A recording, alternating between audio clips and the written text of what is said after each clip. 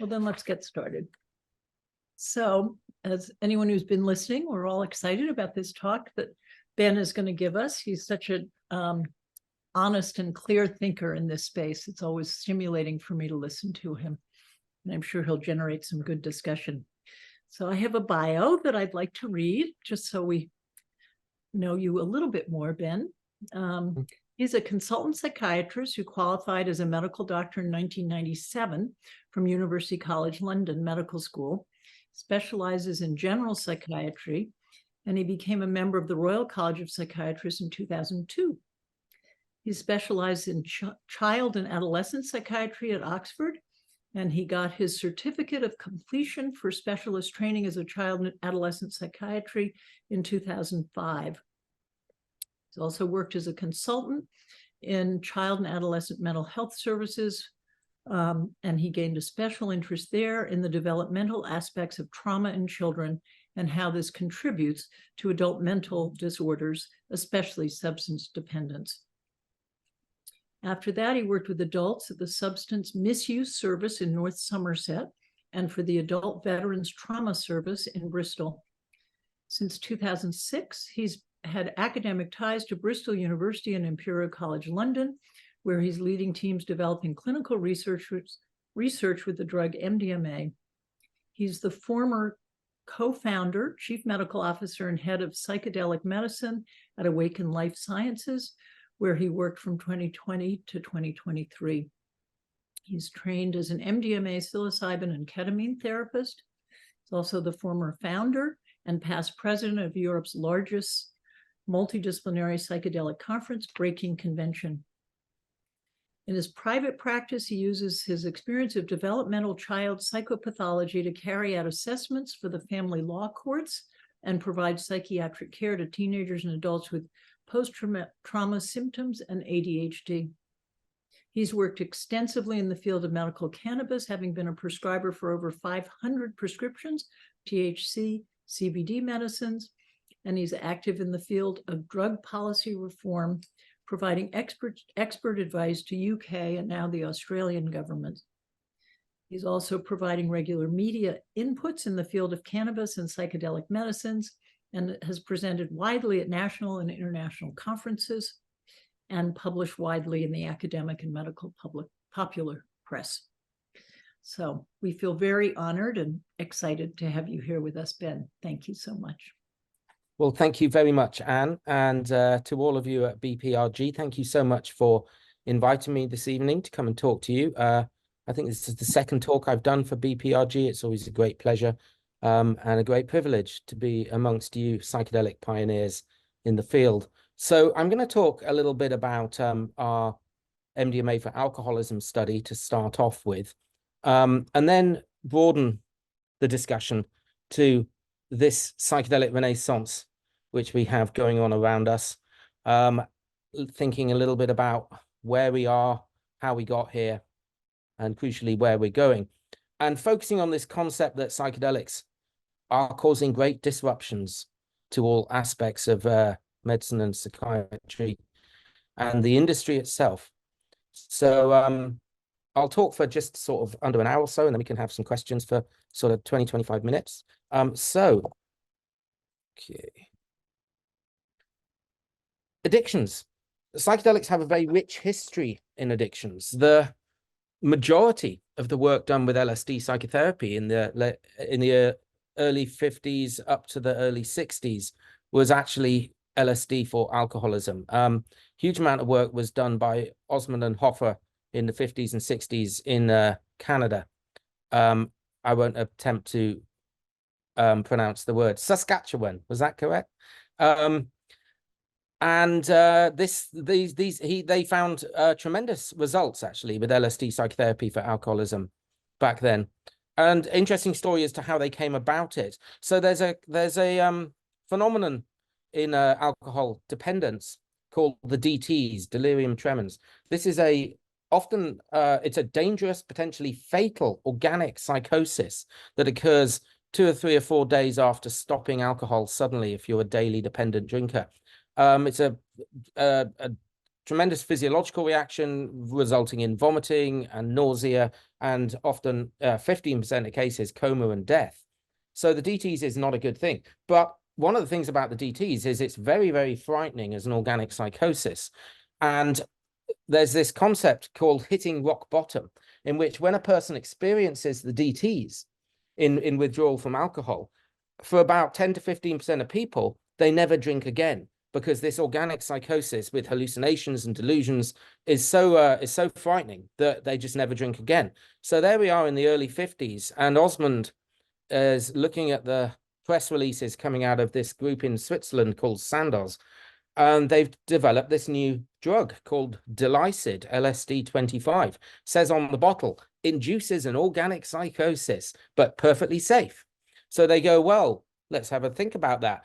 We see these people that get this organic psychosis, the DTs, and sure, it's very dangerous and some of them die, but actually a good proportion of them don't want to drink after having it. So let's give them this stuff Delicid. Let's scare the willies out of them, just like the DTs does, and let's see if this induces sobriety. So they start using LSD-25 in combination with psychotherapy, and rather than scaring the willies out of people, they actually have a full-blown mystical spiritual experience very safely, because unlike the DTs, the LSD experience is not physiologically dangerous. And they start seeing remarkable, like 90% abstinence rates at 12 months with LSD psychotherapy. So very rich history of psychedelics in the treatment of alcoholism. And Krebs and Johansson, Terry Krebs and Pal Johansson, Nordics, lovely people, they did a meta-analysis of the work of the Canadian groups in 2012 and found this very, very high effect size for that work that was done. Moving forward to modern times, Michael Bogenschutz decided to use psilocybin rather than LSD to treat alcoholism, and he had very positive outcomes. Psilocybin therapy has also been used for nicotine addiction with Matt Johnson and his team. They published the RCT on that now. And of course, ketamine has been used for alcohol and opiate addictions going back to the 90s. Evgeny Krupitsky, a lovely chap from St. Petersburg in Russia, he was using ketamine-assisted psychedelic therapy and had tremendous results, similar to the kind of 90% outcomes that Osmond saw. And of course, in more modern times, Celia Morgan in the UK, based at Awaken Life Sciences, has developed a ketamine therapy for alcoholism treatment, which Awaken Life Sciences have been using. So rich history of psychedelics in medicine, but in treating addictions, particularly with alcoholism. But one thing that links all of these studies, whether it's LSD, psilocybin, or ketamine, what all of these researchers found was the greater the psychedelic experience, the greater the mystical spiritual experience, the greater the religious, mind-blowing experience, the better the sobriety and the abstinence rates. So this then begs the question, would MDMA therapy work for alcoholism? Now, we know that MDMA is great for trauma and empathy, and the decades of work by MAPS have demonstrated its efficacy in PTSD. But it doesn't typically cause a peak experience. It doesn't typically cause a spiritual experience. Around about 10 to 15% of people on first-time threshold dose MDMA will report a mystical spiritual experience. But that's nothing like the 70 to 80% that report that with classic psychedelics like LSD and psilocybin.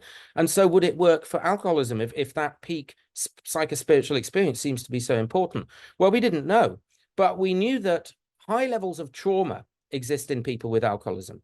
I would say 98% of my patients with chronic alcoholism had some form of childhood trauma that seemed to be underlying their chronic addiction and their difficulty in recovery. So we kind of put two and two together. We knew that MDMA was working for PTSD and trauma, and we knew that alcoholism was associated with trauma. So we put two and two together and thought, would it work? So we developed the world's first addiction study with MDMA. It hadn't been done with MDMA. By far, like 99% of all the studies in the world had been MDMA for PTSD, MAPS-sponsored studies. And there was one other MAPS-sponsored study looking at MDMA for social anxiety disorder in adults with autism. but this was the first one with addictions. There's our team there. There's Michael Mithofer with us and Professor Nutt and our team. And this was an open label safety and tolerability study, which is doesn't sound very methodologically sound, I know. But you have to go open label when you use a new drug with a new therapy for the first time with for a new indication. So it was an 8-week course of psychotherapy, no control group, no placebo. We had 14 patients, and I attended weekly pre-detox groups with a local alcohol service near Bristol, and recruited from there. And the therapy was delivered by a male-female co-therapist pair, myself and Dr. Higbed. And the patients got 2 MDMA sessions over the course of this 8 weeks with these doses of 125 milligrams followed by half that dose. And then they stayed overnight. Paper was published there in the Journal of Psychopharmacology in 21. So there's the basic protocol. And the main thing that stands out here in this protocol is that it's very similar to any psychedelic protocol, which is there's always a mixture of drug sessions and non-drug sessions. It's never just taking the drug. Just taking the drug is the easy bit. The difficult bit and the bit where all the work takes place are the non-drug sessions. So prep sessions before your first drug session and then integration sessions after each drug session. So they took the drug on weeks 3 and 6, followed by a next day session. And then it was 8 weeks in total, and then we followed them up to 9 months. But before they came into the treatment, they underwent the screening and consent, and they all underwent an alcohol detox. So these were all heavy daily drinkers, 250 to 300 units a week. And they underwent an alcohol detox, which, again, it's very easy to come off alcohol. It's a 7 to 10 day dose of reducing dose of high dose benzos. And then after 7 to 10 days, you're dry. Getting dry from alcohol is not difficult. It's staying dry that's difficult. So they, after the detox down to 0 alcohol, they then came into the 8 weeks.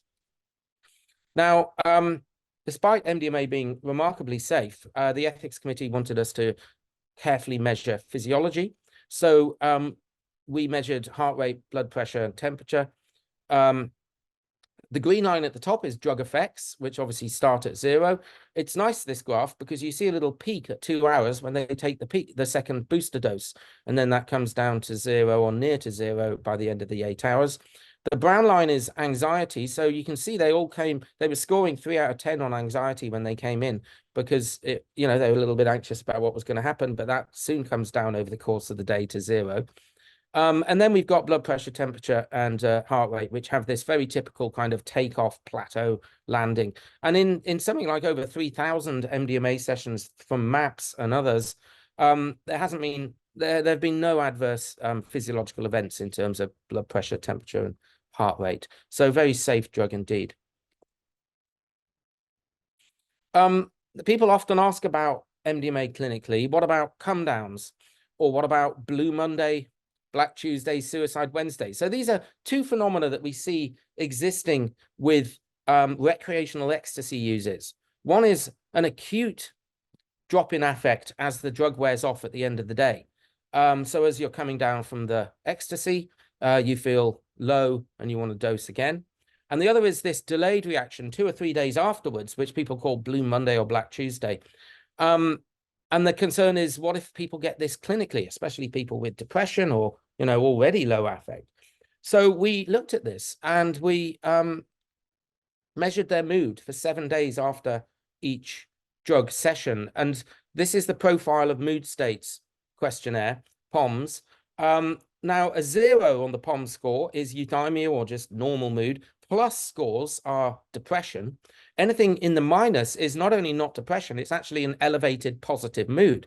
So far from seeing come downs and post-MDMA affect drop, we actually saw all of our patients in an afterglow, a positive elevated mood that lasted for a week. And you can see that after the second session, it was even lower than the first. So this kind of prompted us to write this paper, debunking the myth of Blue Mondays, no evidence of affect drop after taking clinical MDMA, which upset a lot of people in the raver community, because they said, well, I get come downs, what are you talking about? And what it tells us is that we cannot conflate recreational ecstasy use with clinical MDMA. There are many reasons why, many confounding factors why ecstasy users might have negative adverse reactions after MDMA. The main one is probably lack of sleep. Most people take ecstasy at night, and they miss out on a night's sleep, or they dance furiously, or they certainly take other drugs, particularly cocaine, amphetamine, cannabis, and alcohol. And all of those things, plus the impure sample, add up to the much more likely reporting of adverse events with recreational ecstasy. When you're taking clinical MDMA at 9 in the morning after a good night's sleep in a pure sample with no other drugs and no dancing, and you come down by 5 or 6 in the evening, having had a hard day's work with your therapist, you feel great, you feel elevated, you sleep like a baby, and you feel good for a week. So we mustn't conflate recreational ecstasy use and the adverse effects of that with clinical MDMA. And MAPS saw a very similar thing. They saw predominantly positive mood afterwards. People felt a bit tired, but that would be it. So looking at the outcome drinking behavior, now very important on looking at this graph to appreciate that this is not 2 arms of a randomized control study. These are 2 different studies. We did an open label MDMA study with no placebo group. But before we could start our MDMA study, we had immense problems getting the purity of the MDMA. Do you know what? There's so much MDMA around now. There were so many producers producing GMP MDMA at a really good price. But back then in 2015, it was really hard to get the MDMA.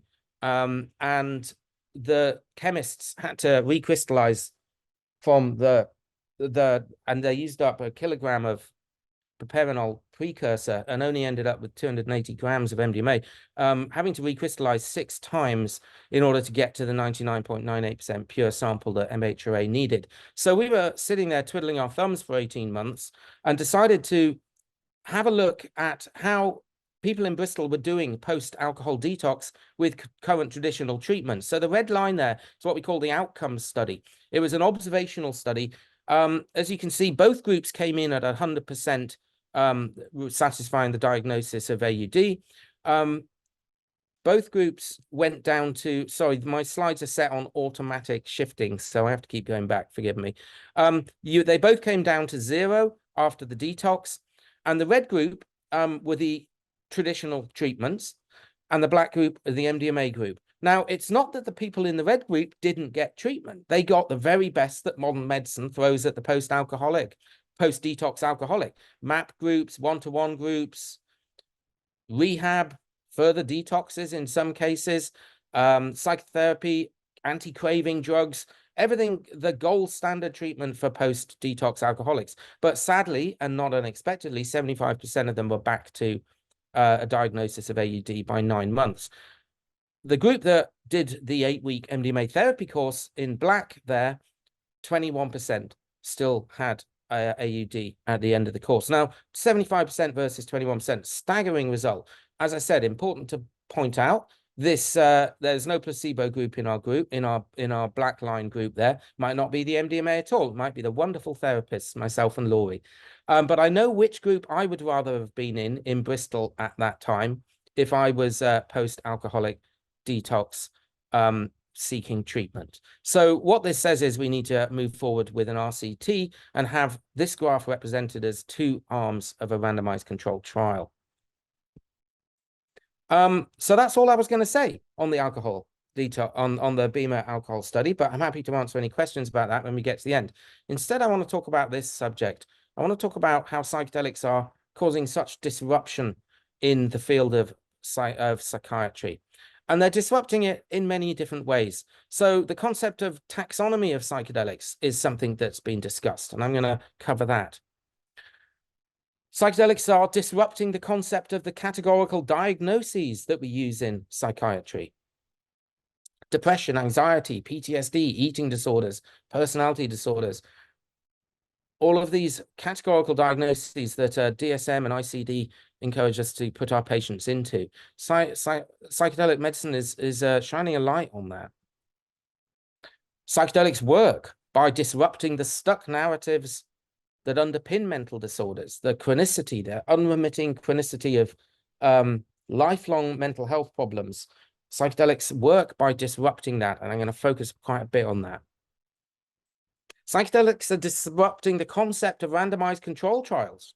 Very difficult to carry out randomized control trials with psychedelics. It's difficult to blind them.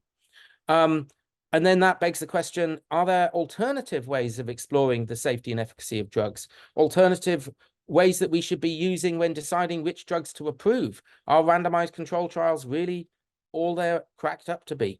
And how can that be done differently? Psychedelics are disrupting how we approach investment in the pharmaceutical industry with new psychiatric medicine. Most psychiatric medicine is focused on at the investment and pharma level on a single drug for a single condition that brings in a lot of revenue because you need to take it lots. So this makes psychedelics a very difficult field in which to invest, and might be why we're seeing some real struggles in the psychedelic industry in current times. And similarly, drug agencies that approve drugs, FDA in the States, EMA in Europe, and MHRA in the UK, again, they are basing their decisions on to license a drug and approve a drug on randomized control trials demonstrating safety and efficacy. But perhaps there's other ways of doing it, and Australia comes to light there, and I'll mention that in a moment. It goes without saying that our drug laws are disrupted by the relative safety of psychedelics compared to other drugs, which they are classified alongside as harmful and dangerous and addictive. So it's kind of shining a light on the absurdity of drug laws around the world. The biggest challenge for the future of psychedelics is about bringing these into free public healthcare. We will have failed categorically with the psychedelic renaissance if all we're going to do is create high-end boutique clinics for rich hippies. This needs to be free public healthcare for all if we're going to have any chance of making a dent on the global epidemic of psychiatric disorders that we're seeing in the world. So let's start with the psychedelic taxonomy. So some people will say you can't call ketamine a psychedelic, or MDMA is not a psychedelic. Well, it depends how we classify them.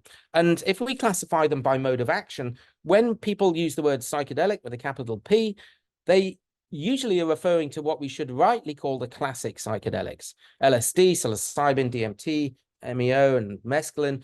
These drugs are the 5-HT2A partial receptor agonists. But they're not the only psychedelics. They're the only classic psychedelics. But there's a whole bunch of other drugs in other classes that certainly have psychedelic properties. And then it begs the question, well, what do we mean by psychedelic? And I suppose we need to redefine that as drugs that alter our state of consciousness and in a clinical setting can be of benefit to allow a person to explore repressed emotional memories and healing.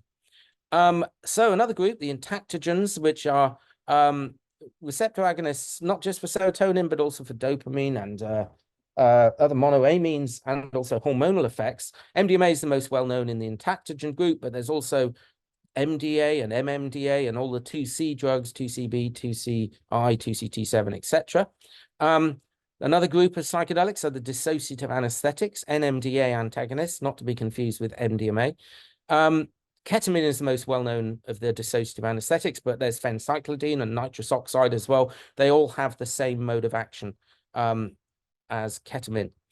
I've put tetrahydrocannabinol in there because THC normally appears alongside CBD, but when you have pure THC without any balancing CBD, it's extremely psychedelic. Trust me, try 15 milligrams of intravenous pure THC and tell me that's not psychedelic. It is. And then there's a whole host of other drugs, plant medicines such as ibogaine and salvia, which have different modes of action again, and then we certainly consider those psychedelic. So the point about this slide is let's understand what we mean by the term psychedelic, and let's call classic psychedelics, but the others are also psychedelic, although not classics. So disrupting categorical psychiatric diagnoses. We have all grown up understanding that people have mental disorder in a particular way. And it's true to a certain extent. It's not random. Just as when the liver breaks down, the symptoms of liver failure reflect the normal functions of the liver. So liver failure results in a host of symptoms that are analogous to the things that the liver does when it's doing it healthily. Similarly with the brain, when the brain breaks down, because the brain has different functions, perceptions, thought and cognitions, affective symptoms, motor symptoms, all the normal functions of the brain break down in certain ways. And that's why we get all sorts of different categories of neurological and psychiatric disorder. So it's fair to say it's not random, but have we put too much emphasis on the different sorts of psychiatric disorders? And psychedelics are kind of shining a light on that. Let's take a bunch of psychiatric disorders here: depression, anxiety, eating disorders, addictions, PTSD, and personality disorders. These have all very well demarcated clinical presentations with a bunch of different symptoms that allows us to separate them out. But our work with psychedelics over the last 50 years has shown that there's a huge crossover between these things, and the psychedelics themselves are working in a huge crossover way. So we had some work by Delgado and Marino in 2006 using psilocybin for OCD, which is an anxiety disorder. As I said, Michael Bogenschutz looked at psilocybin for addictions. Mithofer and the MAPS crew have done lots of work with MDMA for PTSD. Alicia Danforth used MDMA to treat social anxiety disorder in adults with autism. Our group in Bristol used MDMA to treat alcohol addiction. Goodwin and the Compass Pathways crew have done lots of work with psilocybin for depression. Meg Spriggs is about to publish this paper for eating disorders, anorexia nervosa with psilocybin. Steve Ross in NYU's looked at psilocybin for PTSD, and then we've got some studies coming up for MDMA and personality disorders, MDMA and eating disorders, psilocybin and personality disorders, and MDMA's treatment for depression. So we see here a broad spectrum of two compounds, pretty different compounds, that seem to work across a whole variety of psychiatric disorders. And of course, ketamine works for all of them. And we have pilot studies in all of these different disorders with ketamine. So what's this telling us about psychiatric categorical diagnoses? What it's telling us is that these categories seem to all be treated by one or two drugs, which really shows that psychedelics are non-specific amplifiers of psychotherapy. Now, all psychiatric conditions have psychotherapy as a part of their program. Everything from depression to personality disorders and psychoses. So this then suggests that perhaps psychedelic psychotherapy would work better than normal psychotherapy for all disorders because they simply amplify psychotherapy. Now, there's a couple of caveats to this. One is, well, the issue is around psychosis. Generally, people with schizophrenia, bipolar 1 disorder, or drug-induced psychosis are excluded from psychedelic research or treatments. I think that this will change in time. We all know, those of us that work in psychiatry, that by far the most psychotogenic drugs out there are cannabis, cocaine, and amphetamine. Those are the drugs that bring people into the ER department, not psychedelics.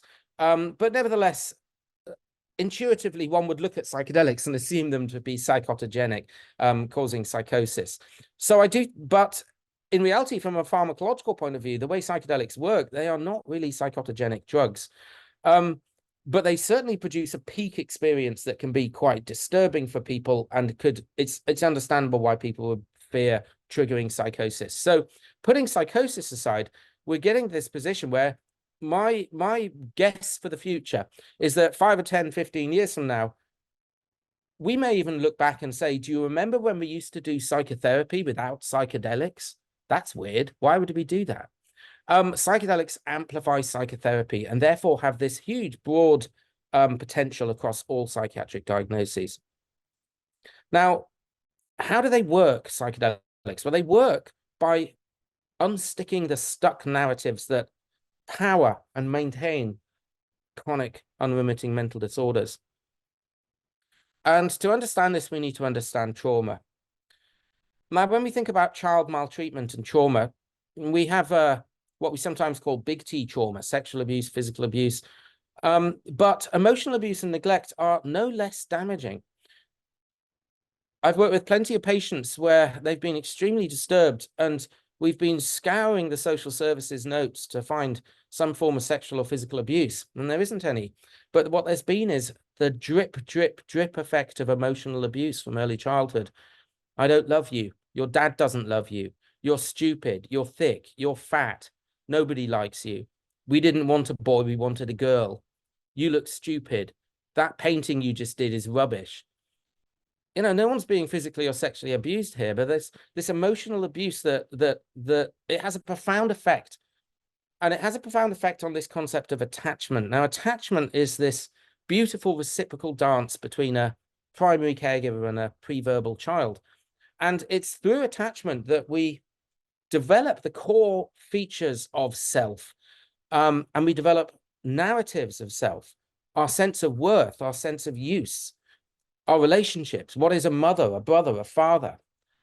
Are people to be trusted? Is the world safe? These things you learn when you're younger than 18 months old, before you can speak. And they become the blueprint for your psychological functioning for the rest of your life. In particular, they come out in relationships, particularly intimate relationships. It's very hard to hold intimate relationships with other human beings if you have a disordered attachment style. Now, of course, the slides, the pictures there at the bottom demonstrate that psychiatric disorder is multifactorial and multi-risk. Not only do the people we work with as psychiatric patients have had these difficult parenting styles and this disordered attachment, but so many other psychosocial factors, poverty, unemployment, racism, exclusion, transgenerational lack of education, lack of hope. These factors are huge. And this is why to carry out good psychiatry, you have to be a holistic doctor. Simply giving drugs will not work. No amount of Prozac or MDMA or psilocybin is going to get you better if you go back to that lousy house and that lousy apartment in that lousy family in that lousy part of town with the crime and the drug misuse and the lack of hope. We all need to work much, much more strongly as social workers in the field of psychiatry and as psychotherapists. And it's that triad of biological, psychological, and social inputs that's going to get someone better.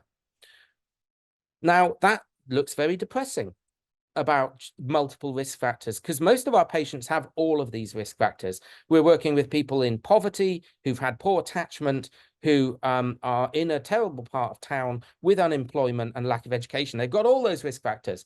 But I don't know, for me, it makes me feel a sense of hope, because look at all the potential places we could intervene clinically. And I've always said this in my talks, that we could empty half of the prisons and half of the hospitals tomorrow with good care for single mothers with children under 5.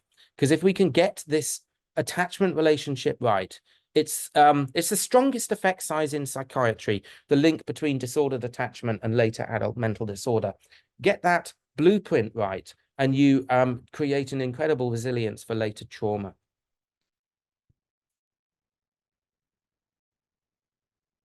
So here's a little illustration of that. Here's our child maltreatment, who's a child who's experienced abuse and a disordered attachment. They develop these narratives of their uselessness and their failure and the world being dangerous and unsafe. And they get some kind of mental disorder. And it doesn't matter which one, they're all the same. They're all irrelevant. They're all red herrings. If you hurt and humiliate a child, they will become unwell as an adult. They may be a heroin addict or an alcoholic. They may have PTSD or an eating disorder or personality disorder or depression or anxiety. These are red herrings. We're missing the wood for the trees when we focus on these factors. And then we treat them with suboptimal maintenance medications that treat the symptoms only. So if they're depressed, we give them an antidepressant. If they can't sleep, we give them a hypnotic. If their mood goes up and down, we'll give them a mood stabilizer. If they're anxious all the time, we'll give them a sedative like a benzo. And if they become hypervigilant to the level of paranoia, we'll give them an antipsychotic.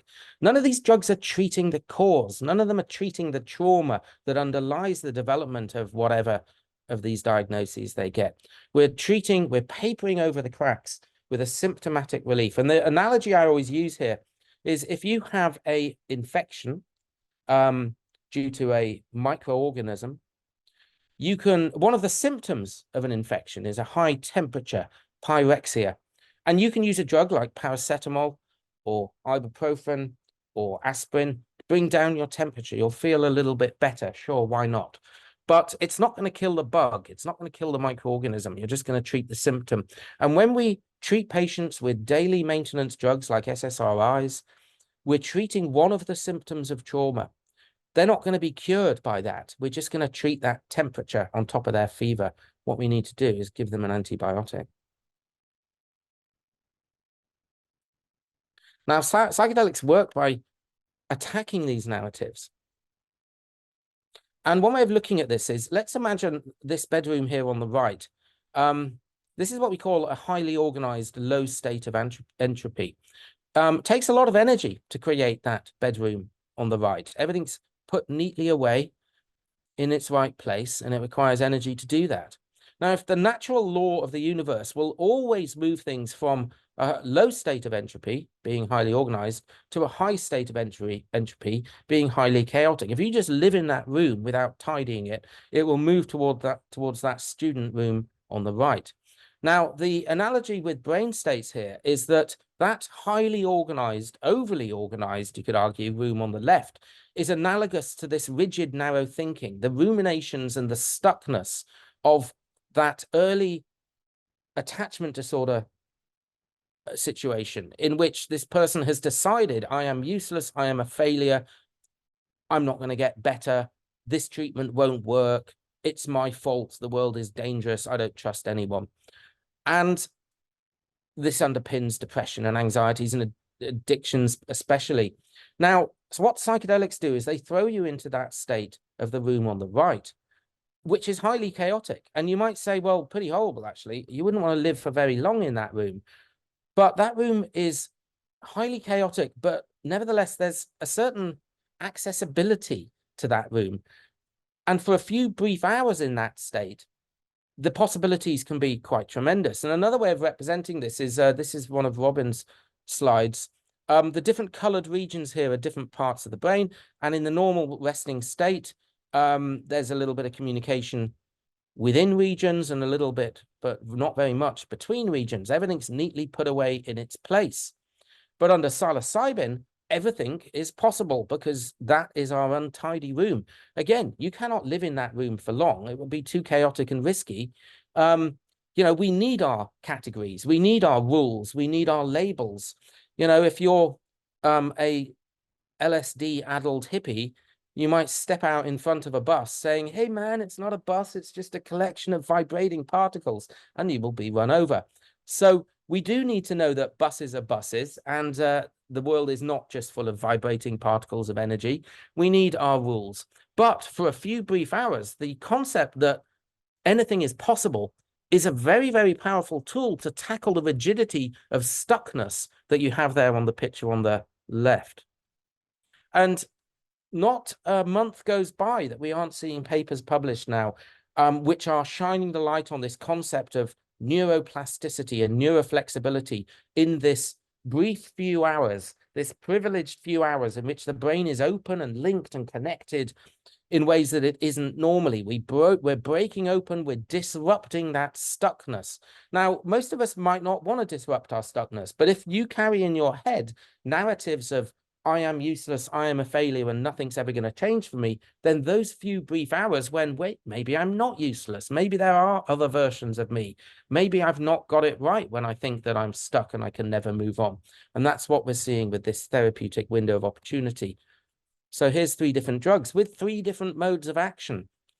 Now, since making this slide, what we're finding more and more with papers, I saw a paper the other day, is that actually all of these 3 drugs are probably doing the same things, but let's simplify it. Psilocybin, let's say it impairs the default mode network and it causes increased network connectivity, like I showed.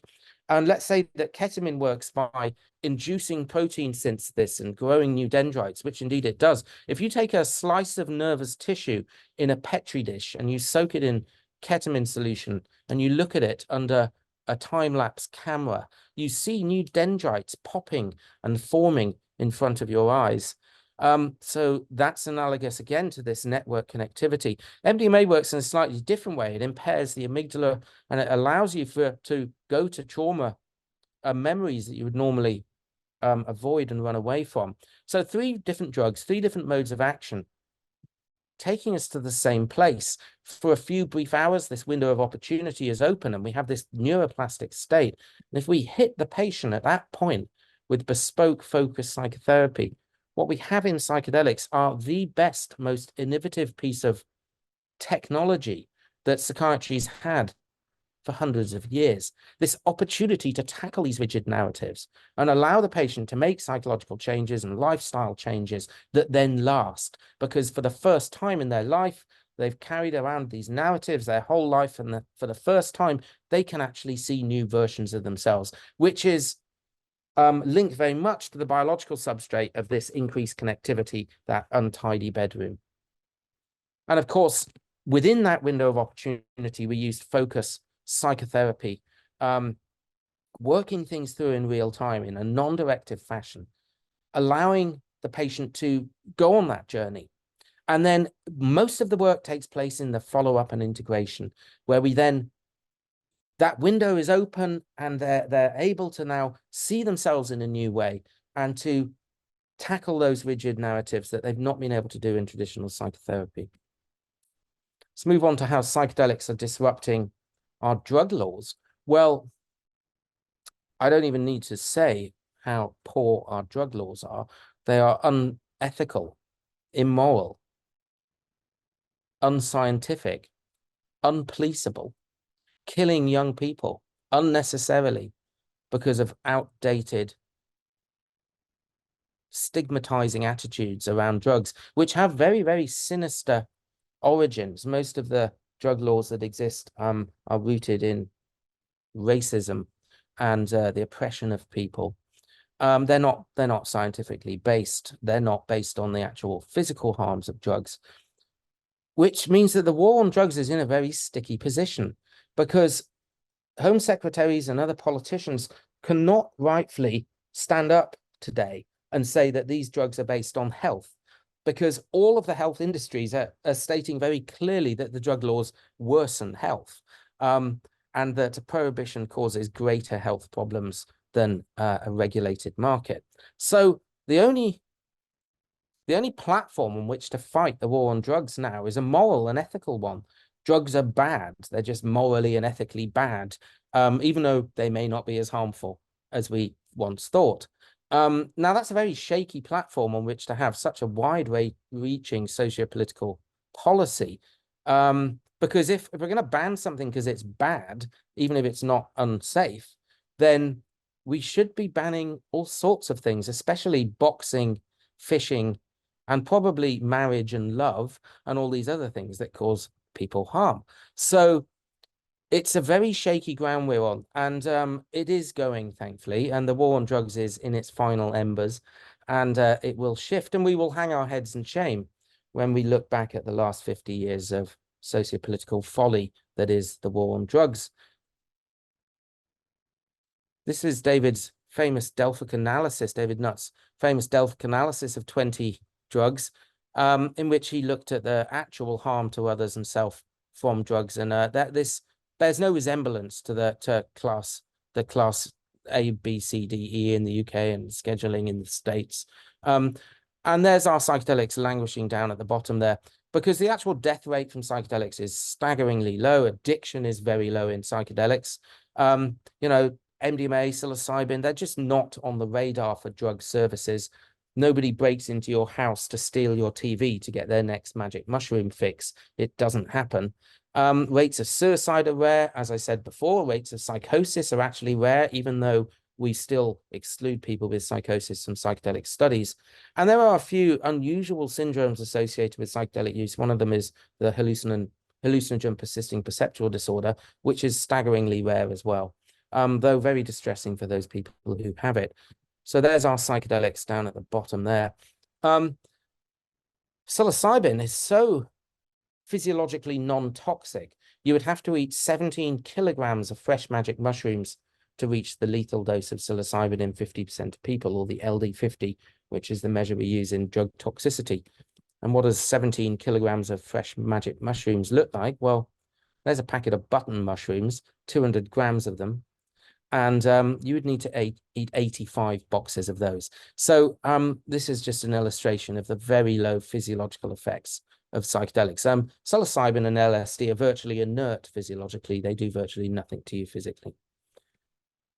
Now, psychedelics are also, as I said before, disrupting this concept of randomized controlled trials. And it's very hard to do randomized controlled trials with psychedelics. And this is because of the concept of blinding. Now, blinding is the process by which neither the patient nor the therapist or the investigator knows whether the patient is taken a placebo or the active experimental compound, because a pharmacist randomly mixes them up and they're the only ones that know until after the end of the clinical part of the study. Now, with psychedelics, that's difficult because you kind of know if you've taken a high-dose psychedelic within about 20 or 30 minutes of taking it. So there's been a lot of criticism about, are RCTs a useful way of measuring the safety and efficacy of psychedelics? And what is real-world data? Well, real-world data is something different. Now, what underpins the randomized control trial is that you control everything. You control all the factors, except the one thing you want to have as your experimental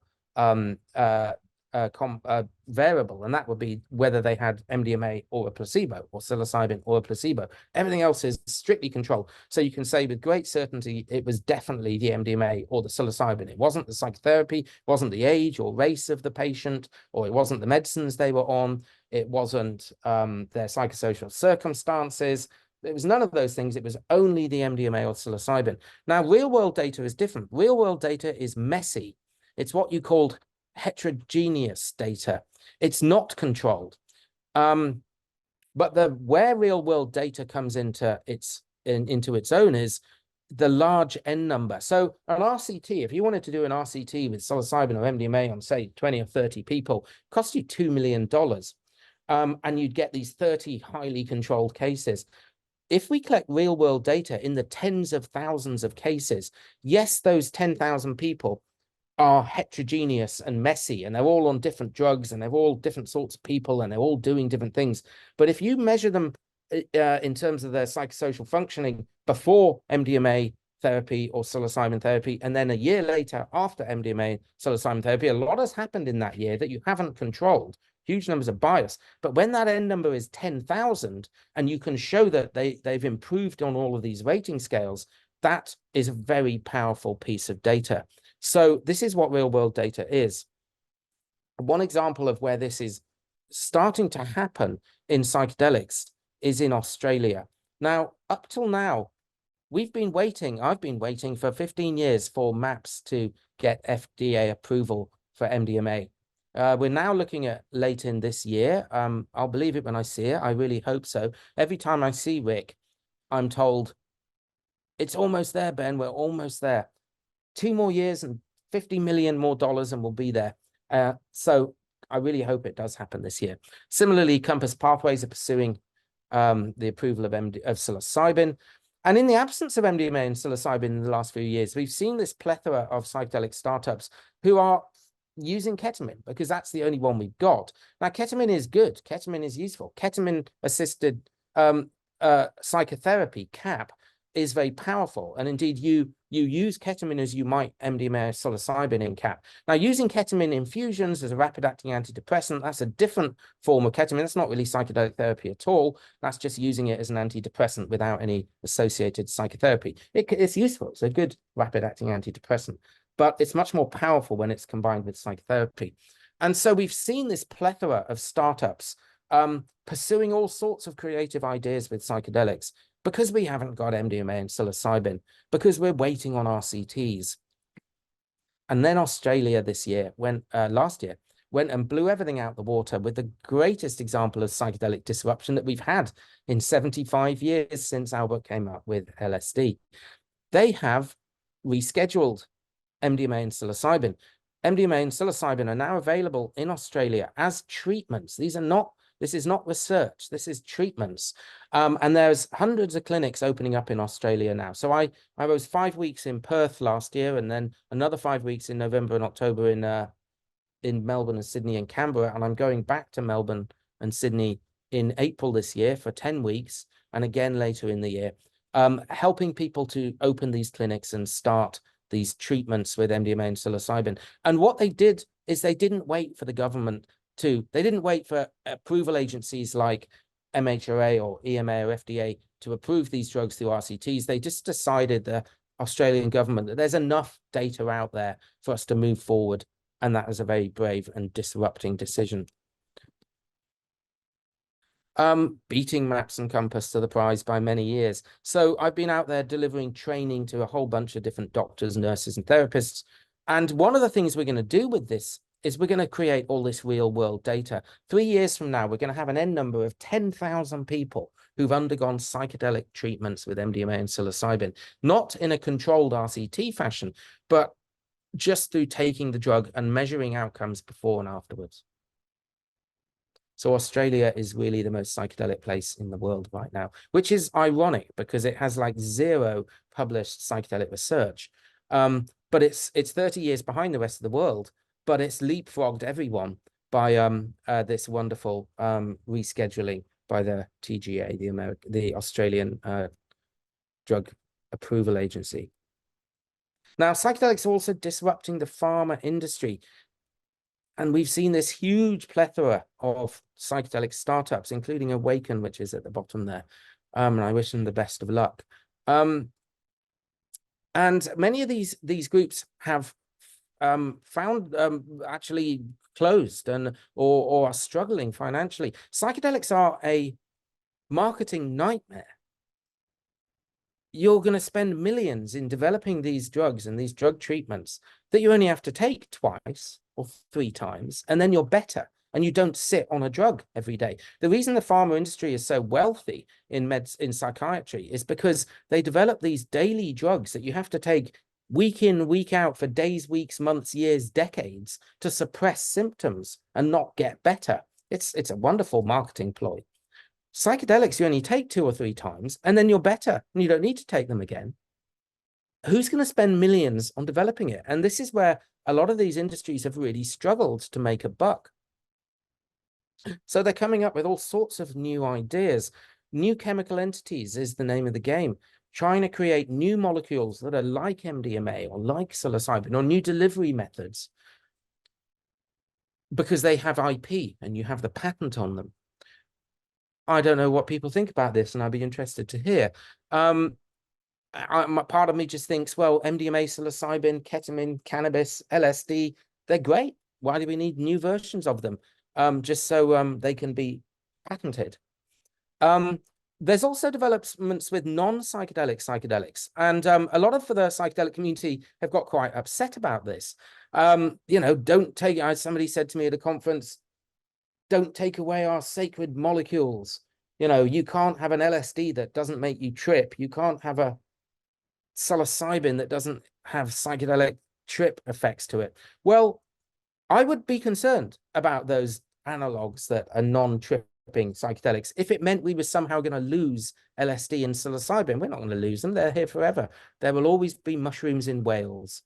And so I welcome the creative psychopharmacology of new compounds with different effects. What if it turns out that an analog of LSD that doesn't trip works to solve your knee pain or your back pain or your dementia or your multiple sclerosis? So do not fear the development of non-psychedelic psychedelics. Psychedelics are not going away. But if we can increase accessibility to more patients by creating clever analogs that do other things, then that's great. You know, if you think about it, if all you want is something to help your knee pain, and LSD, a new LSD analog with no trip, solves your knee pain, then tripping is quite a severe unwanted side effect. If you're a little silver-haired old lady and just want your knee pain solved, you really don't want an 8-hour psychedelic trip. So what's wrong with that?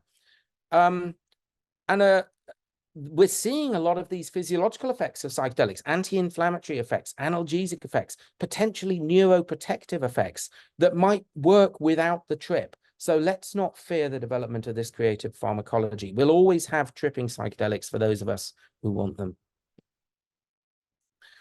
And there's a lot of challenges for this industry going forward. I mean, obviously, first thing we need to do is break down the war on drugs. And there will be a shift from the United Nations in 2030, likely, in which the United Nations will say that all member states are able to have their own autonomous drug policy without domestically decided drug policy, without the UN having this national convention, this international convention. But we're another of the challenges for us is this echo chamber within the psychedelic community. We all know these drugs are safe and efficacious, but most people don't. Most people still believe these to be dangerous. If there's one thing I will credit the war on drugs with, it's the incredible ability to poison the minds of intelligent and erudite people for the last 50 years. We have to look at the transcultural and diversity issues in all aspects of life, but especially in psychedelics. And the next thing, we've got this kind of conflict between profit and non-profit, donors versus investors. You know, I think the reality is that the psychedelic industry going forward is going to have to be an investor-led profit business. Rick has taken all of the rich hippies from the world and they've all given him their money. There's no donors left. There's just people who want to invest. And that's probably realistically where it's going to have to be. I mentioned the concept of IP and patents. I mentioned the difference between ketamine infusion clinics as a rapid-acting antidepressant versus using psychedelic therapy with ketamine. And this really important point about the publicly funded free private healthcare for all. You know, we have this epidemic of mental health problems, and I do think we have somewhat failed in the last 3 years of this psychedelic renaissance. We do have a lot of very high-end boutique clinics for rich people, but we have not done anything to dent the public healthcare epidemic, the huge prevalence of mental disorders. And that's only going to come with insurance companies and with governments publicly funding psychedelics.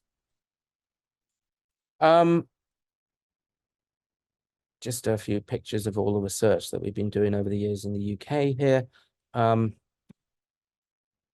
Sometimes people say, why are we in this psychedelic renaissance? Why now? Well, there's many reasons for this.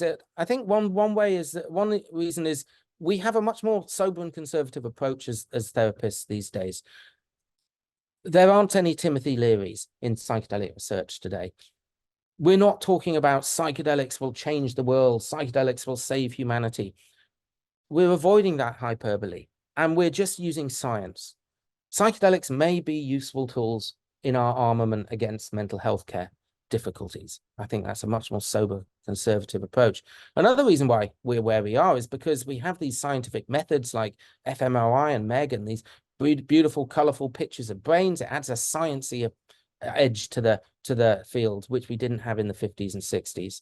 The internet and the connectivity there, you know, we have far more psychedelic groups, conferences, societies, gatherings, festivals than ever before.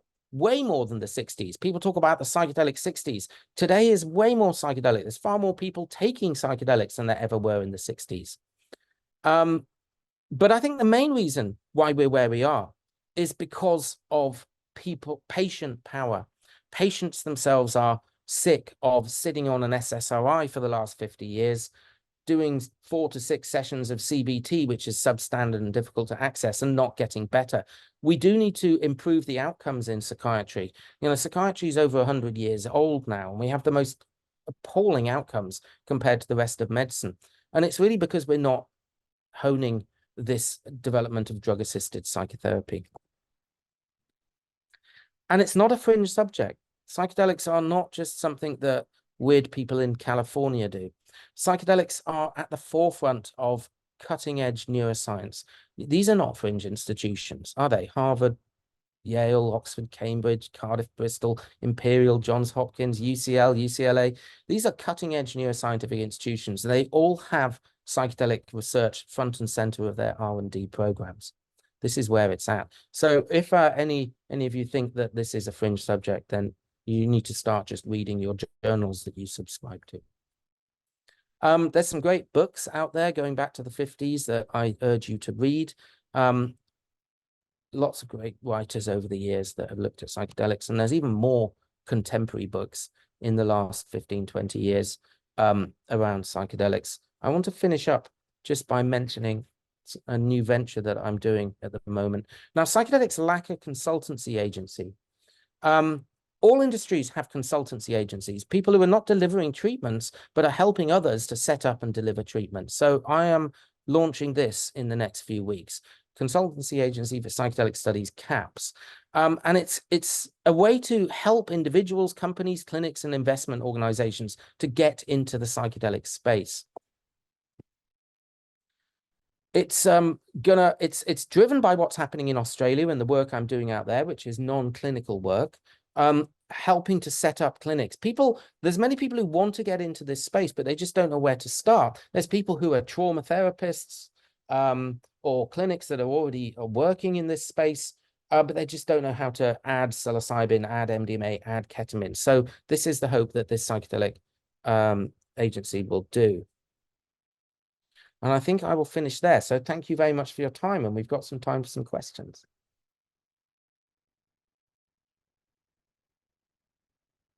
Wow, Ben, that was great. Thank you, thank you. So anyone has questions, please feel free to put them in the chat, or you can raise your hand, but probably the chat's easier for me to monitor, but Sherry's watching too. But you have a question. I do. Thank you, Ben, very much for this. In the affinity groups, we heard from the folks who are trying to work on the ballot initiative in Massachusetts, and I suspect there's a very steep learning curve for the legislators, other policymakers. You've given us a beautiful erudite survey of this field, and I'm wondering how in Australia people transcended the ignorance or the lack of understanding to come to the remarkable descheduling, and how could we use that process to inform us about how to go about this in Massachusetts? Do you have any insights on that? I mean, an elevator speech is a crude way of saying it, but how do you break through that initial resistance? It's a really good question. I think that, it's such a dramatic decision that the Australian government made. There's so many factors that came together to make it happen.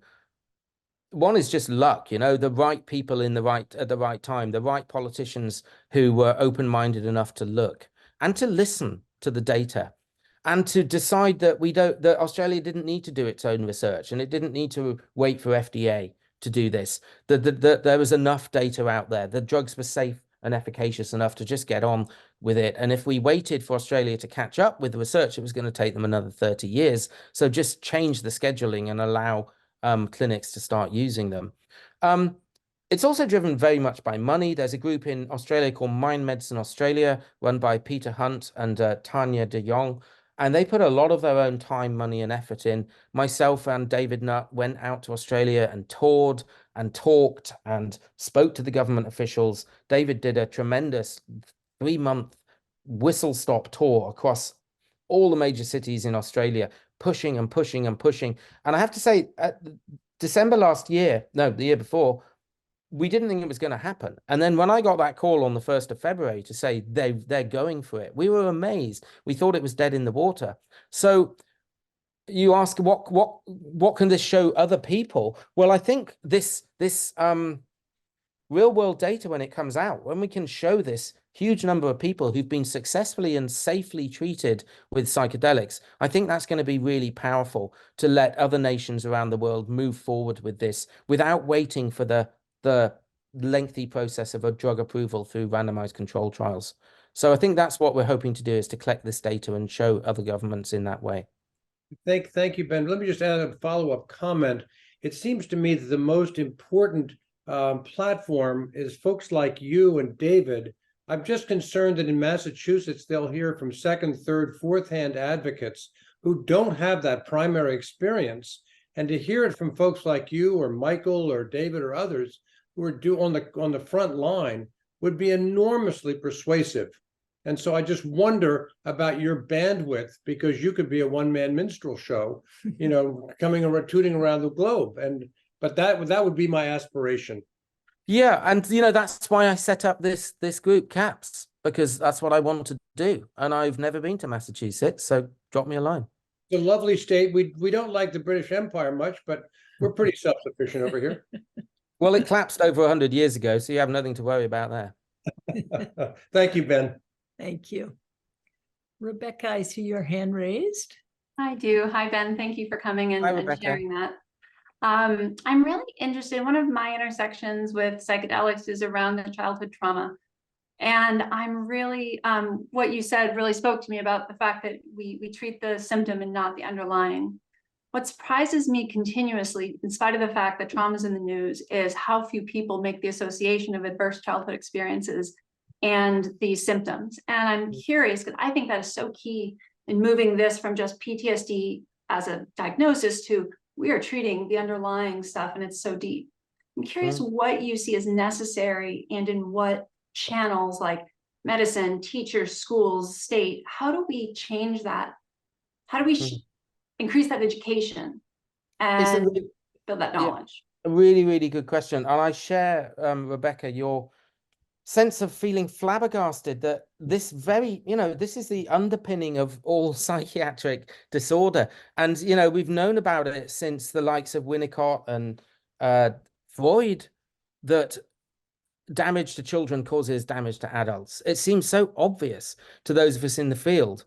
But I hear it all the time with patients. I'll ask a patient, an adult, whatever disorder I'm clerking them in for, what was your childhood like? Oh, it was fine, it was normal. And you dig a bit deeper. Oh, yeah, my dad knocked me about a bit. And yeah, my granddad fiddled with me a bit, but that's all normal. It's like, this is not normal. You were abused.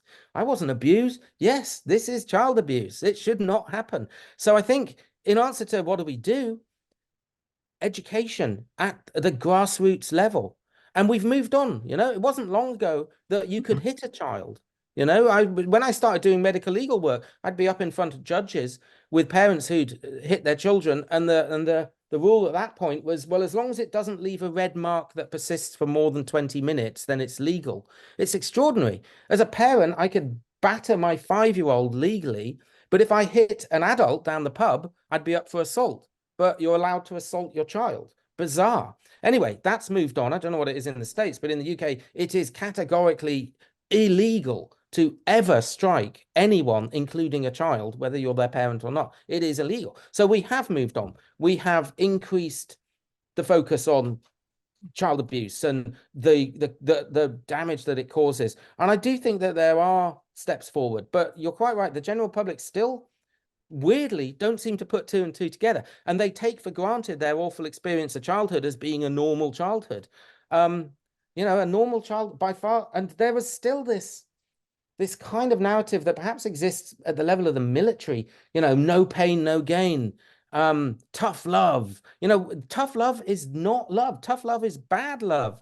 By far the way to make a child strong and secure and able is to love them and care for them and play with them and praise them, not tell them they're useless or rubbish or terrible. That does not work. We know it doesn't work morally, ethically, or scientifically, yet people still don't seem to get it. It's quite extraordinary, isn't it? Yeah, heartbreaking. Thank you. So the chat's filling up here. Let me just read this one because it's pretty straightforward. In the December 21 study, Chaz says, I missed something. You showed an interesting inverse relationship between session 1 and session 2. Were the sessions different? I think you're referring to the affect, the measurement with the profile of mood states after MDMA. So the first line was the outcomes of after the mood and affect after session 1, and the second one was after session 2, and we just put them onto the same graph to show that after both sessions, neither group had any drop in affect after MDMA. What we saw that was quite interesting is after the session 2, they were even less depressed and more afterglowy, I think. So that's the relationship between those 2 sessions 1 and session 2. Thank you. Nico Shion is asking, is there current research on combination treatment using several psychedelics, MDMA plus psilocybin plus ketamine? Not that I know of to date. So we call this combination treatment, and there's two different forms of combination treatment. There's a protocol where 1 week you might take MDMA, and 2 weeks later you have 2CB, and 2 weeks later you have ketamine, and 2 weeks later you have psilocybin. So combinations, but not within the same session. And then there's the concept of combinations within the same session. You start out on MDMA, and after 6 hours you take psilocybin, or the other way around, or whatever. It hasn't happened yet. We haven't had such protocols. We will, and we ought to, and it will happen at some point. But, you know, it's hard enough getting these things over the line in ethics with a single compound. Can you imagine getting combination compounds protocols through ethics? But it will happen. And I think an interesting point about this is, I was saying this to David Nutt the other day, there's a lot we can learn from recreational use, you know? I guess we look at recreational use and we just think, you know, hedonists, but there's a reason why people take MDMA and then as the sun comes up at 6 a.m. they take LSD. You know, there's a reason why people on MDMA will have a hit of nitrous every now and then. There's a reason why people on ketamine will have a little bump of MDMA. You know, drug users are not stupid. They've worked out what works and what's pleasurable, what's beneficial. So I think we can take a lot of our cues from recreational use to see how we can use combination protocols, and they will happen. Thank you. Mason Marks, I'm wondering if you can ask your question. Yeah, thank you so much. I was interested in your views on real world evidence, and typically that would come into play after regulatory approval, sort of like the phase 4 post-market surveillance after a drug is approved by the FDA. I was just curious, would you hope that eventually that kind of evidence could be used to replace the RCT to some extent to support regulatory approval, sort of in the pre-market phase? And exactly. I mean, that's exactly what I said in the talk. That's what's happened in Australia. The drugs haven't been approved by the regulatory authorities like FDA. They've just changed the scheduling to allow people to use them anyway, to open up this real world evidence opportunity. So that's exactly what is happening in Australia. Meaning we're going to have tens of thousands of people on MDMA and psilocybin therapy, and with very minimal scientific input. The clinics that are opening up that I'm helping them with in Australia, we're trying to really scale down all the questionnaires and sub-questionnaires and scales that you might do in research. Just some very basic psychiatric questionnaires, social quality of life questionnaires before treatment, and then again 6 months or 12 months after treatment.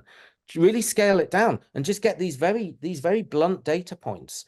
And if you can demonstrate that the safety has not been a problem, and that these basic measures are improved 6-12 months later, that's real world data, and it becomes really powerful when there's thousands of people that are submitting that data. Thank you, appreciate it. Sandy, would you like to ask your question since you're... Yeah. Hi, nice to see you again. Hi, Sandy. Hi. Thank you so much for giving this talk. I love how it's evolving, and I'm particularly interested in the idea about the neuroplasticity and how that enhances psychotherapy. And I'm just wondering kind of twofold. One, if you can just kind of share more thoughts that you have about that, and if there's any kind of more specific research like fMRI data or anything like that that you can point us to that really supports the premise. Yeah, so it's all backed up by data. It's all backed up by fMRI and MEG data. Those two circles with all the connectivity, those are like illustrative translations of the fMRI and MEG data with psilocybin. So what we're seeing neurobiologically is this increased network connectivity, this window of opportunity and neuroflexibility, because the brain is in this chaotic state, highly chaotic, highly disorganized. And what we're pointing at here is that organization, too much organization, is what underpins stuck narratives. If I'm firmly of the belief that I am a useless, awful failure and the world is dangerous, I go to my CBT, it kind of touches it a little bit, but most of it bounces off me. And I come out of my CBT saying, Well, it's kind of interesting, but I am still a useless, awful person, and the world is dangerous. And I go to CBT again and again and again over my whole lifetime, and I still feel like that. Why do I feel like that? Because my brain formed like that when I was 18 months old. Right. And we really do hold on to what we learn in those early years.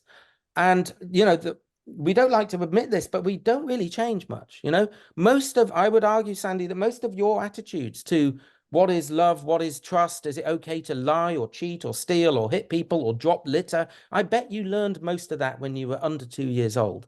And it hasn't changed.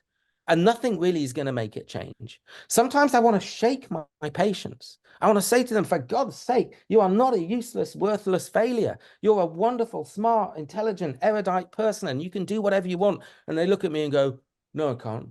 Because they were told that when they were 2, and it's stuck. And this is why mental illnesses become chronic and unremitting, because no matter how much psychotherapy or Prozac or MDMA we throw at them, it's not going to work, because we have to shift that stuckness neurobiologically with these compounds. And you open this window, it's open for a few hours. With ketamine, it's open between 2 hours and 6 days. With MDMA, it's open between 2 hours and 2 days. With psilocybin, it's open for maybe a week. But the point about psychotherapy with psychedelics is hitting them with that psychotherapy when they're in this neuroplastic state. And you see it happening before your eyes. I saw it in the ketamine service we were running. I would see patients who 6 weeks earlier were just like, I'm useless, I'm terrible. And then the day after ketamine, they're sitting there in that post-ketamine session and they're going, do you know what, doctor? It's really weird. I woke up this morning. Maybe I'm not useless. Maybe what happened to me wasn't my fault. I've never thought it before, but it's weird. I woke up this morning thinking that. It's really weird. You see it happening in front of your eyes, this brief window, and it closes again, very quickly closes again. And that's why just taking the drug on its own is only partially effective. You have to use this psychotherapy. And this is why the integration sessions are the most important part. It's what you do with that fluid, open, dynamic brain. You can see these dendrites popping away in front of your eyes, and then you hit them with psychotherapy at that point, and then they have lasting change, and then it becomes embedded with lasting personality change.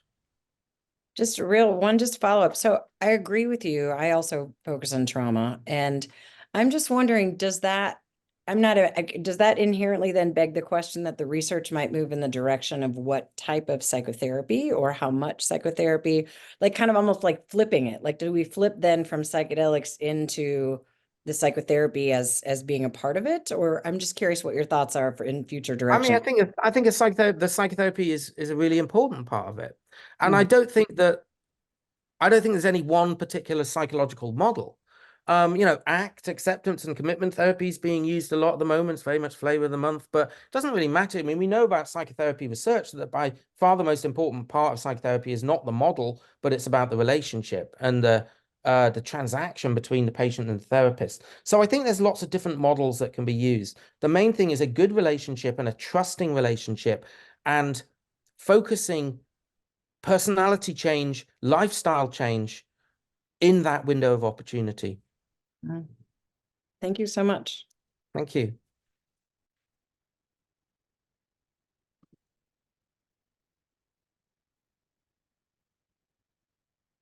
And you're muted. I know, I really, I'm sorry. not, I'm waiting for another question. Are you ready? Because we're on your, No, we can keep going because I think everything seems pretty quiet here. okay, well, thank you. So Chris Becker is asking about non-psychedelic chemical alternatives for healing. I haven't yet seen any evidence for this idea. Is there any merit? Are you aware of any peer-reviewed publications supporting this? So non-psychedelic psychedelics, analogs of psychedelics, are they asking? We're waiting on that research. We're waiting on that research. But there's pretty good evidence that it's gonna be positive. You know, there's many pharmacological properties of psychedelics that are not the trip. And one thing that's interesting is I was saying how aspects of the psychedelic community, some people are opposing the idea of non-psychedelic psychedelics. You know, and it's the irony of this is, you know, look at Sasha Shulgin, who is rightly wonderfully celebrated in the psychedelic community. What did he do his whole life other than tweak psychedelics? Sasha loved making new psychedelics that didn't have a trip. He was a creative pharmacologist, a creative chemist. So don't fear non-psychedelic psychedelics. They may have all sorts of neuroinflammatory, neuroprotective, analgesic effects that don't need the trip. Now, I would fear it if we lost the trip, but we're not going to lose the trip. They're always going to be there. But let's not be scared of creative pharmacology. We're going to start seeing these results in due course. People are still making the molecules. Great, thank you. Here's a comment that would, you mentioned this is from Tyler Agassi. You mentioned you believe psychiatrists should expand scope of practice, do more social work. I don't know if it's the same in the UK, but from what I hear in the US, there are financial incentive toward planning one's work hour around the 15-minute prescribing appointments. Do you see similar obstacles towards this stated goal? And can you offer any statement on the general will towards making the change in psychiatry? Yeah, well, I think American psychiatry and American healthcare stands out from the rest of the world in being some of the poorest. Because I was always taught from a medical student upwards that managing mental health is a biopsychosocial approach and that all clinicians are involved in this. But I think in the States, you do have this situation where psychiatrists are just seen as people giving out drugs. And it's suboptimal.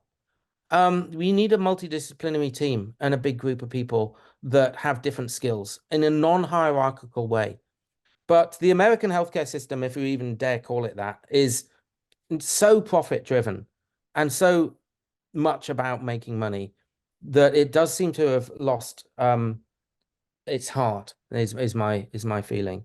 And what's good about psychedelics is they are changing that.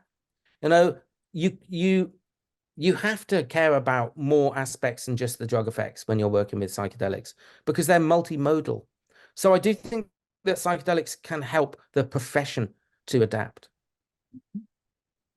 Great. And sort of along those lines, Signe Goldman is asking, seems research should move away from the substance and molecules and more towards best psychotherapy practices to take advantage of the neuroplasticity windows. So the question would be, do you know of any of that research going on?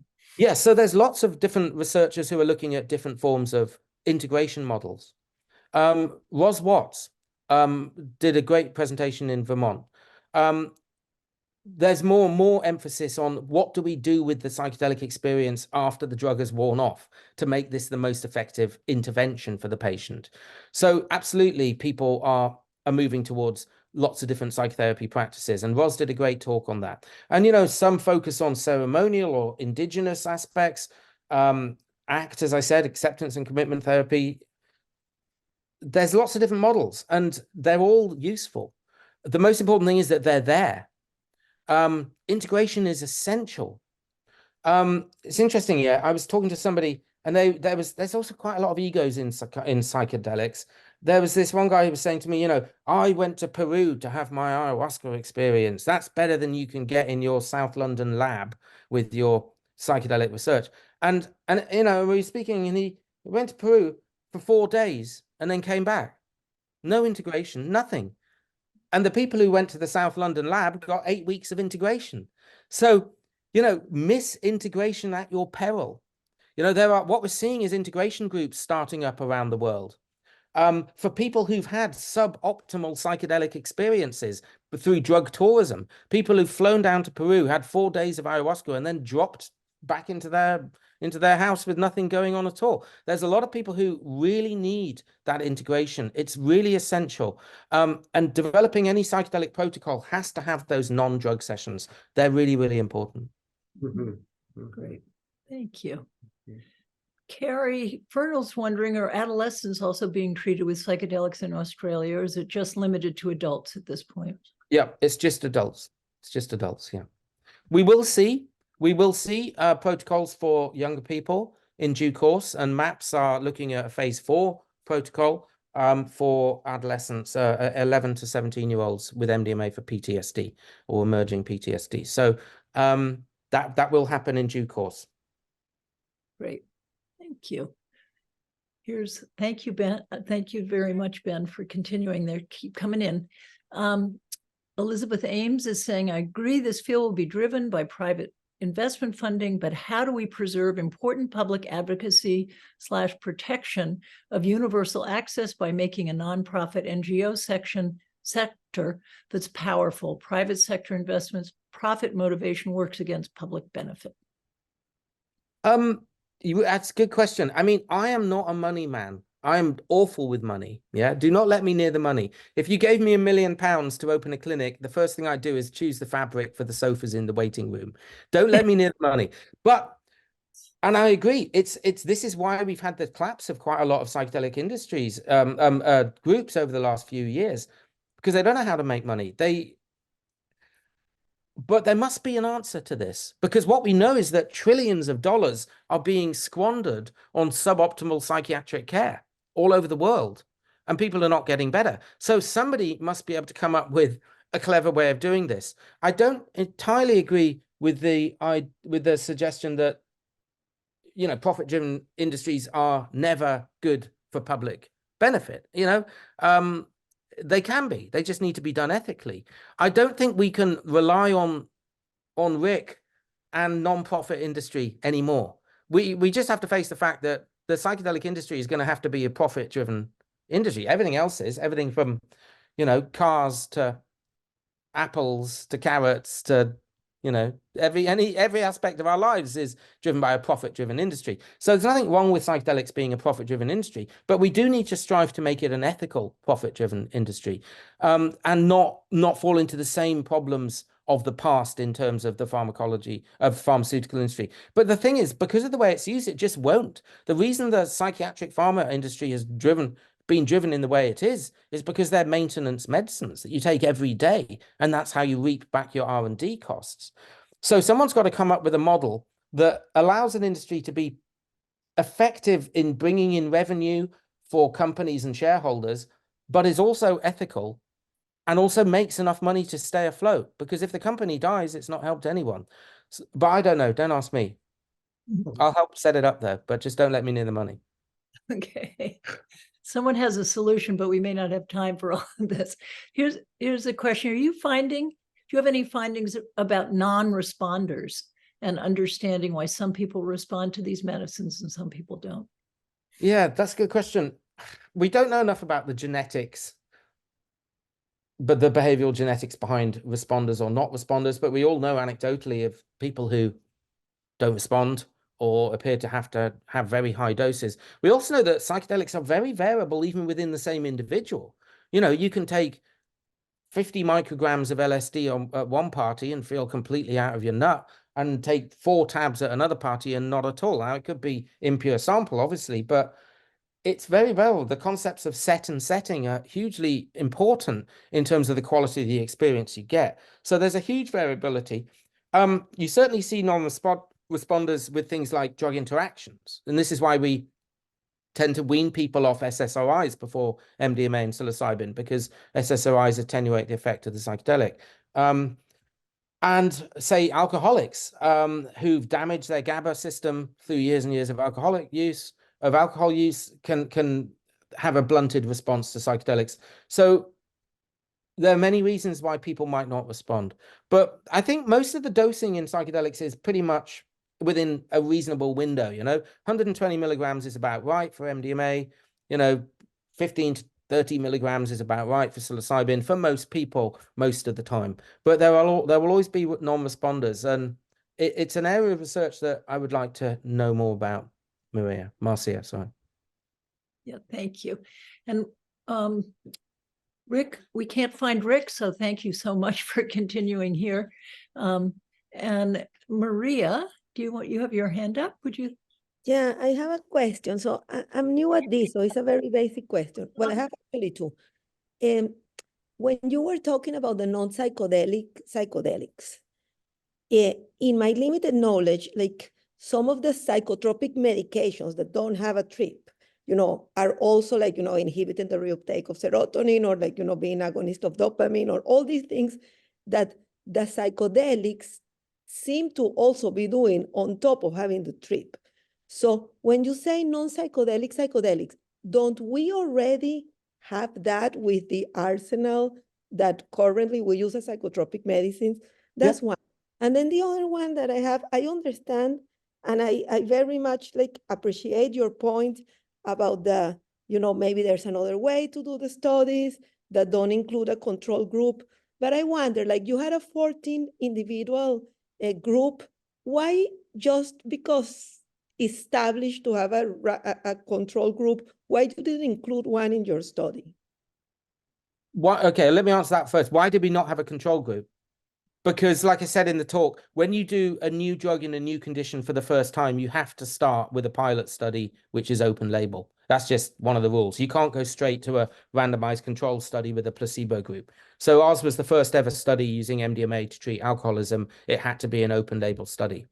So that's the reason why. And the obvious next step would be to do randomized control study with MDMA for alcoholism. So that's, what we're looking to do next. So that's that part. The other part of the question, yeah. So if we develop a whole load of psychedelic analogs that aren't tripping, but they may have benefits, why bother doing that? Because we've already got psychiatric drugs. Well, because we need innovation and we need more psychiatric drugs that might work better. Psychiatry is, we haven't had a new drug in addictions for about 40 years. What was the last one? Buprenorphine. It's like, there's nothing wrong with developing new treatments that might work. So it's not like we've nailed it. So yes, they may be non-tripping psychedelics, but yes, if they treat these disorders, then, and they do so safely and effectively, why not just more until we continue developing and innovating the subject? Great. Thank you, Ben. I think we could go on and on, but we're testing you, and we know it's getting to be late where you are. Really appreciate it. And lots of people have said, can we watch this again? Thank you for giving us permission to record. We'll look forward to putting it up on our website in a few weeks. Great. Well, thank you very much for the opportunity, and thank you for letting me plug my new business, which is not yet launched, but I mean, it's just an idea in my head, that because when I was traveling around Australia, I saw so many people who just came up to me saying, I'm a doctor, I'm a nurse, I'm a therapist. I really want to do this, but I just don't know where to start. I don't know, how do you write SOPs? How do you manage the approval agency? How do you communicate with the pharmacist? Where do you get the compound? Who's selling MDMA and psilocybin? How do we run a session? How do we set up a room? What kind of music do we need? So many questions that are not clinical. They're not about a particular patient. So this is going to be non-clinical, non-medical work for me. It's just assisting people in a consultancy agency fashion. And there isn't much of that in the industry. There's R&D and there's clinicians, but there's no consultancy agency. Right. So look out for CAPS. No, it's brilliant. We'll bring you here because Massachusetts needs you right now. Well, I don't know where it is, but I'm assuming it's outside of Bristol, but I can travel. No, well, thank you so much. And Thank you, Ben. if you were welcome to stay on, Rick Doblin is with us now to give his update. So. Oh, hi, Rick. But I'm going to go. Okay. Thank you so much, Ben. I'm sure Rick won't take it personally. Well, I would have liked to have him stay and have more conversation, but I understand, Ben, you got to go. But it's great. I got to go. It's Sunday evening for me, and I've got to work on my domestic issues. Nice to see you, though, Rick. Nice to see you, and we'll catch up again soon, I hope. Yes, we will. We will. Actually, while you're there, so I'm starting this new company, Rick, called CAPS, which sounds a bit like MAPS, but it stands for Consultancy Agency for Psychedelic Services, providing consultancy work to help people to open clinics and give a non-clinical, non-medical advice for a whole range of different individuals and different disciplines who want to work with psychedelics but don't know how or where to start. So that's my new plan. That sounds great. How much of your time are you going to spend in Australia? Well, I'm off in April. I'm going for 10 weeks again, doing another tour, and then again in October, November this year. So back and forth this year. Terrific. It's not an easy back and forth, and Boston's so much closer. So we'll get you here. I'd love to come to Boston. Great. Okay. Well, good luck, Rick. And thank you very much, Anne. And Thank you, great to see you all again. Enjoy the art teaching. Great, thank you. Thank you, thank you. Bye-bye. Perfect.